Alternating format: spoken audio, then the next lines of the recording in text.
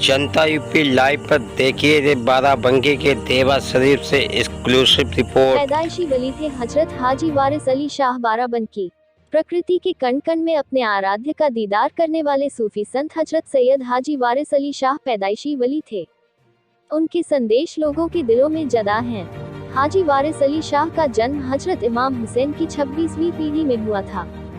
उनके पूर्वजों का ताल्लुक ईरान के निशापुर के सैयद वंश से था। सूफी संत के एक पूर्वज ने बाराबंकी के रसूलपुर कतूर में निवास किया। यहीं से एक बुजुर्ग अब्दुल अहद साहब देवा चले आए।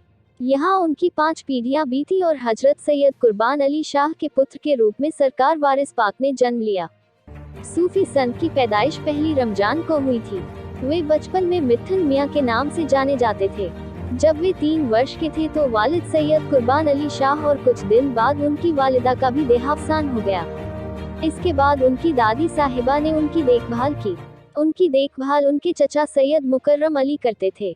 5 वर्ष की आयु में सूफी संत जब मक्तब पाठशाला पहुँचे, उन्होंने 2 साल में ही कुरान कंठस्थ कर ली। 7 वर्ष की आयु में उनकी दादी का भी उनके सिर से साया उठ गया।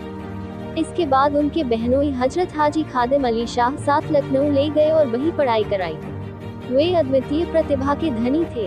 15 वर्ष की उम्र में वारिस पाक ने हज का इरादा किया।